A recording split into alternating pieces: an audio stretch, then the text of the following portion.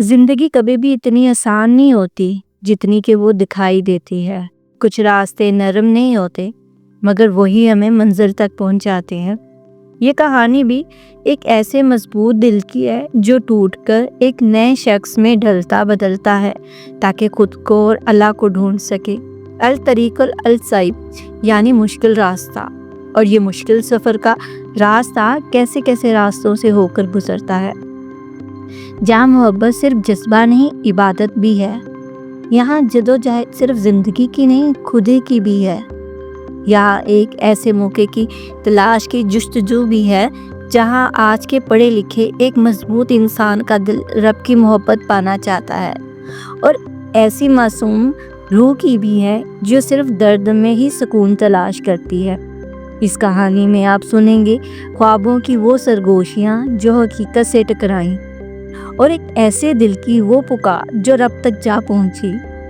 आए चलते हैं इस मुश्किल मगर हसीन रास्ते पर, जहां दर्द के बाद एक रोशनी है, हर खामोशी के बाद एक दुआ है, और हर एक जख्म के बाद एक नया आगाज। ये है अल तरीकुल अल सैब। अपनी कार का दरवाज़ा खोलकर वो ऐसे उतरा जैसे किसी सल्तनत का शहजादा अपनी शाही सवारी से उतरता ज़मीन पर कदम रखता है। कदमों को उठाकर नरमी से चलना मानो किसी शहजादे के अंदाज हों। चेहरे से भी मानो वही शहजादों जैसा मिजाज घुरोर छलकाता। अपने आसपास से बेनियाजी बरतता वो अपनी राह पे गामजन चलता जा रहा था। आसपास से गुजरते लोग उसे मुड़ मुड़ के देखने पर मजबूर थे, खासकर लड़कियां। वो काली पैंट और सफ़ेद शर्ट पर सिया वेस्ट कोट पहने हुए था। आंखों पर सफ़ेद शीशों की ऐनक लगाए, एक हाथ से अपना कोट दूसरे हाथ में मुंतकिल करता, दूसरा हाथ अपनी पैंट की जेब में डालकर रिंगिंग करता हुआ अपना मोबाइल निकालकर कॉल रिसीव करता, कान से लगाता हुआ एक प्राइवेट अस्पताल की सीढ़ियां चढ़ने लगा। नहीं सॉरी इकबाल साहब, मैं नहीं आ सकता अभी, प्लीज। कॉल रिसीव करके आगे से जवाब देते हुए शामिर बोला। मुअद्दिबाना अंदाज में आगे से जवाब आया। सॉरी सर, मुझे पता है आप अभी ऑफिस से निकले हैं जल्दी में, लेकिन ये मीटिंग तो पहले से तयशुदा थी। मुझे पता है लेकिन अब मैं नहीं आ सकता, कहते हुए कांच के दाखिली दरवाजे को उबूर करके अंदर दाखिल हुआ। बट सर, इससे पहले कि इकबाल साहब उसे कायल करने की कोशिश करते, वो तैश में बोला, इकबाल साहब इट्स फाइनल, कह दिया ना, कहकर खुद राब्ता मुनक़ता कर डाला और रिसेप्शन पर पहुंचा, और फिर रिसेप्शनिस्ट के बताए हुए कमरे की जानिब सर को इस बात में हिलाता मुड़ गया, मगर बताया हुआ रूम उसे खाली मिला। अगरचे के साइड टेबल पर पड़ा कुछ सामान उस पर वाजे कर रहा था कि वो दुरुस्त कमरे में ही है, सो वो सामान पर एक नज़र डालकर महर बेगम को कॉल मिलाने लगा। दूसरी तरफ सिर्फ बैल जा रही थी। कमरा तो यही है, तो फिर मेरी वालदा साहिबा कहाँ है? कुछ देर पहले तो कॉल आई थी। शौकत यानी महर बेगम का ड्राइवर, पता नहीं वो भी कहाँ है। वो कमरे का जायजा लेते खुद कलामी के असर में दोबारा कॉल करने का सोच रहा था, तभी एक नर्स कमरे में दाखिल हुई। आप कौन? सामने खड़े इतने खूबरू शख्स को देखकर बेसाख्ता उसके होठों से निकला। जी मैं, वो दरअसल यहाँ कुछ देर पहले एक लेडी आई है ना, जिनके पाँव में शायद फ्रैक्चर हुआ है। जी हाँ, मैं उनका बेटा हूँ। वो अब कहाँ है? खुद ही अपना उनसे रिश्ता बताते हुए पूछता है। जी, उनके पाँव में मोच आई है, वो बैंडेज करवाने गई हैं। उनका ड्रेसिंग का कुछ सामान रह गया था यहाँ, मैं वही लेने आई हूँ।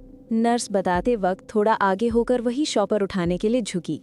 ओके ठीक है। नर्स की यूं अचानक आगे होने पर वो बोलते हुए वहां से साइड हो गया।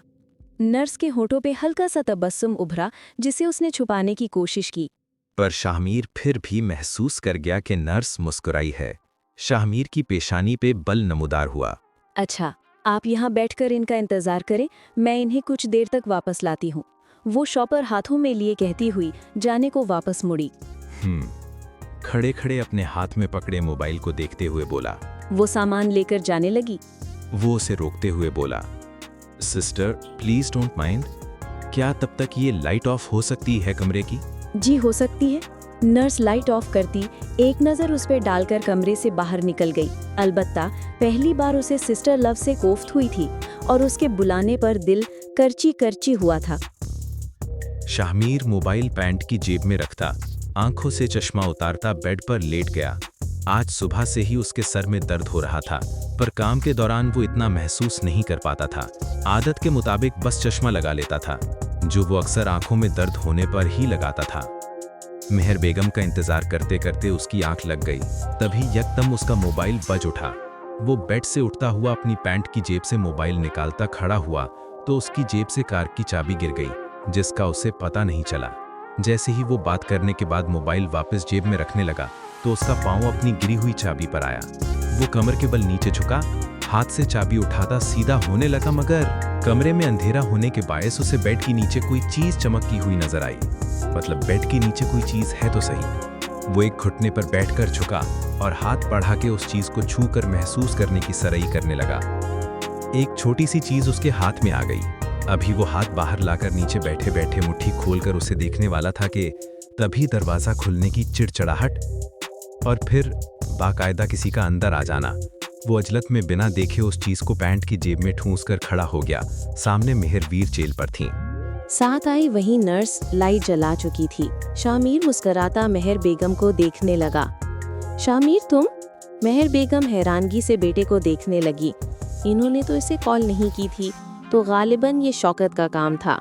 जी मामा, आप आ गए आप? हाँ मेरी जान, मैं तो आ गई, पर तुम क्यों चले आए यहाँ? मेहर बेगम नर्स का सहारा लेकर व्हीलचेयर से खड़ी होने की कोशिश करने लगी। आप रहने दें, नर्स को कहता। वो मेहर बेगम से मुखातिब हुआ। और क्यों ना आता मैं मामा? शामिर ने एक हाथ में मेहर बेगम का हाथ थामा और उन्हें बेड पर बिठा दिया। ये इनकी मेडिसिन है। नर्स उसे दवाइयों का समझाने लगी।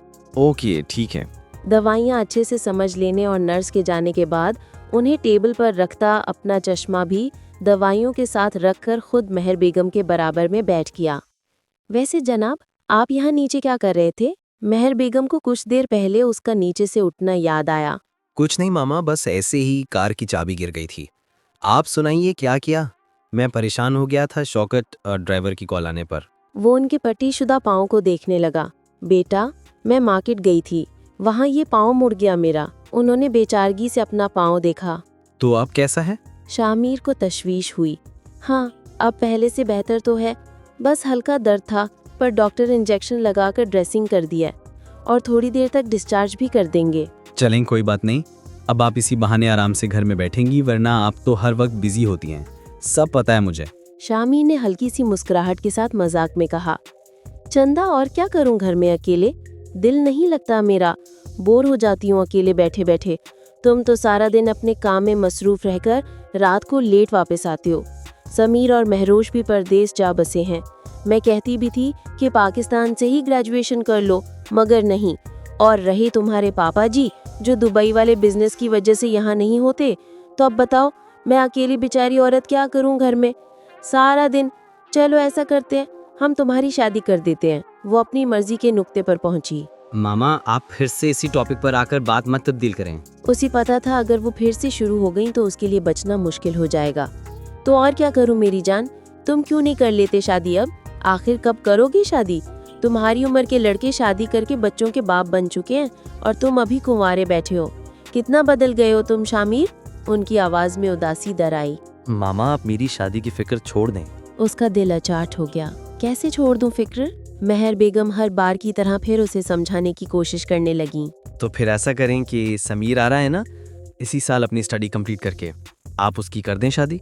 उसे आज एक हल नजर आया समीर की सूरत में, जो उससे 3-4 साल ही छोटा था।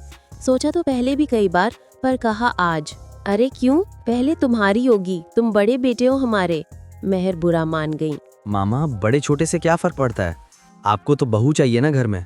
मैं उसे कायल करने की कोशिश में लगा था, जबकि पता था वो नहीं मानेंगी। चलो फिर बात करेंगे इस पर। माँ तो वो उसी की थी। यानी आप फिर कोशिश करेंगी मुझे समझाने की? और तुम फिर नहीं समझोगे। मेहर बेगम के साथ वो भी हंसने लगा।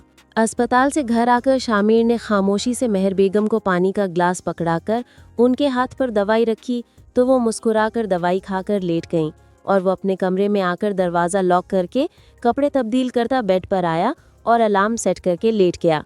लेकिन मेहर बेगम की बातें आज फिर उसकी सोचों में गर्दिश करने लगीं। मामा, मैं क्या करूं? पता नहीं क्यों मेरा दिल नहीं चाहता अभी शादी करने को। मैं खुद से ये बात मानता हूं। मैंने माहम को बहुत चाहा, उससे शादी करना चाहता था, लेकिन वो नहीं मिल सकी, बात खत्म हो गई। अब मैं कोई रोमियो या मजनू नहीं हूं। ना कोई आशिक जो मोहब्बत में नाकामी का गम लेकर सालों बैठा रहूं। मैं हकीकत में रहने वाला प्रैक्टिकल बंदा हूं, लेकिन नहीं जानता क्यों मैं माहम के बाद शादी का सोच नहीं पाता कभी, या शायद मैं शादी के लिए अभी तक तैयार नहीं हूं। हाँ, इतना मुझे यकीन है, अल्लाह ताला ने मेरे नसीब में बहुत खूबसूरत अच्छे दिल की लड़की लिखी होगी, जो नाम से नहीं दिल से भी सिर्फ मेरी होगी। मुझे चाहेगी, मेरे सीने पर सर सजा के मेरी बाहों में सोएगी। अब इतने सब्र का फल तो मीठा ही होता है। शामिर के होठों पर मुस्कुराहट के साथ आंखों में नींद भी उतर गई। वो शादी से कितना भागता हो, लेकिन अक्सर अपने मुस्तकबिल को लेकर वो ऐसे ही रोमानवी ख्यालात सोचते सो जाता था।